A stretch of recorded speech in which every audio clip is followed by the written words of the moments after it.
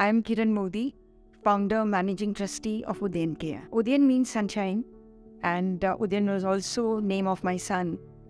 So actually the name is derived from there, but the idea is to bring sunshine into disadvantaged lives. Then I remember, My name is Isabel Sani. I actually am from England. December 2001, I joined Udayan Care. And I joined because I suffered a personal tragedy, similar to Kiran Modi actually, and our life stories are very similar. And I wanted to overcome my sadness, let's put it like that, by doing something for other people. I'm Pamela Bhandari. Actually, I was with the Indian Revenue Service in 2010 or 11. One of my very close friends, childhood friend, she was a mentor mother in the home that Isabel also is there. And she was to go abroad for a month. And she wanted me to just substitute to her for a month. That's how I used to then go regularly to the home. And as Isabel said, once you visit the home and you meet the children, you fall in love with them.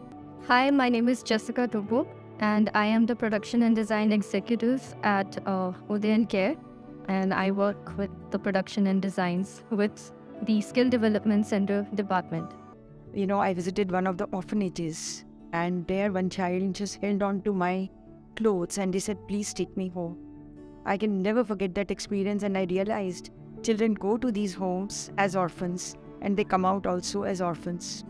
From there, the desire became, how do I set up family homes where children feel that they are being raised in a family? They develop that sense of attachment that disrupted, family bonding. How do we help them repair that? When I started, it was a real small dream just to look after 12 children like my own. But very soon, when more people started joining me as mentors, as volunteers, as staff members, I started realizing that, we can do so much more. Why confine yourself? And from there, the idea grew. And I think from the beginning, family strengthening was the thread which kept us together. If you look at from the Ghar program, somebody coming out, and who goes abroad for a stint in hospitality, there she doesn't eat properly and she tries to collect money so that when she comes back, she can donate to the organization. From there to another girl who has been able to get into NIFT because she wanted to study fashion, and from the beginning we actually, kept her desire alive, and finally she got into NIFT and she's a designer today, working with a big fashion house.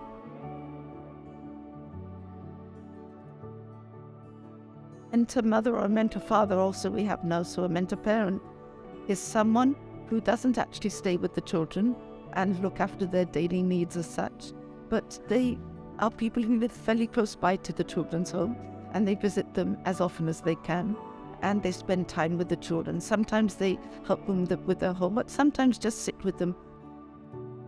So as a production and design executive, I work with the women and the children who take part as interns in the various skills that we provide under the skill development program. So the various skills that we provide as courses, vocational courses, are stitching, then we have beauty therapy, and then we have block printing. We try that these designs are, inspired by various different concepts. It's either recycled, upcycled, repurposed. I have done a lot of experience with different designers. I had an internship in Global Desi. I have worked with, again in an internship with Anita Arora, who has Sparrow as her design label. And then I've also had an internship with Burberry. And the thing with me is that I get bored doing one thing, just one thing. And I was thinking myself during applying for jobs that, look at my resume. It's like literally all over the place. Kabhi ye acha lag raha hai, kabhi ye acha lag raha hai. And so I think this was the perfect job role for me, because further down the line, I was also wanting to open something of my own. So I think, her role in the organization is just growing.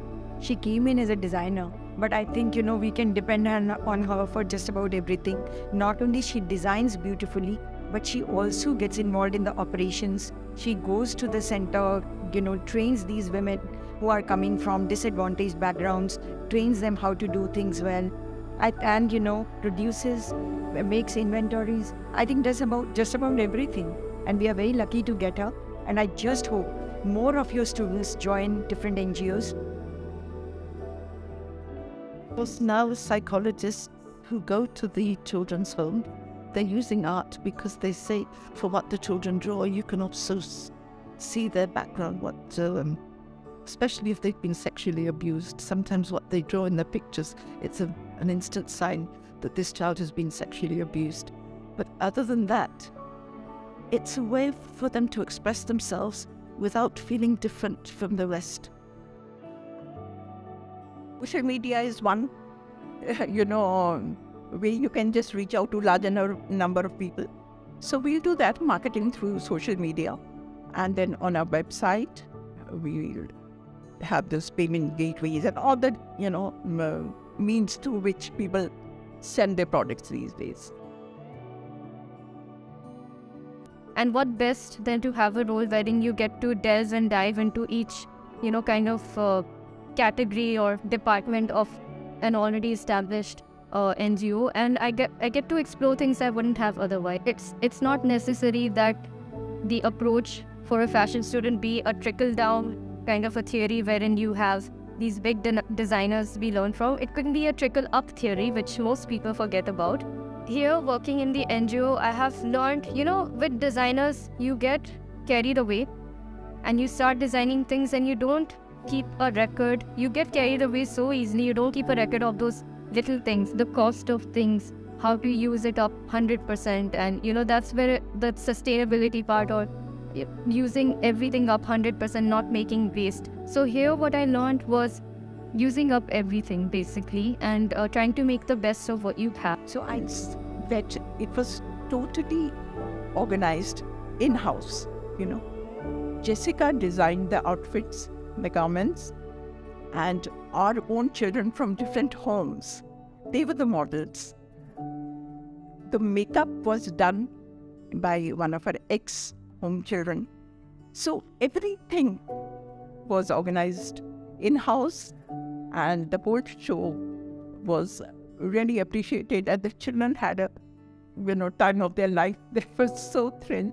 It's my favorite line from Gone with the Wind. Tomorrow is another day. So I always believed in it. And these children reiterate for me every single day.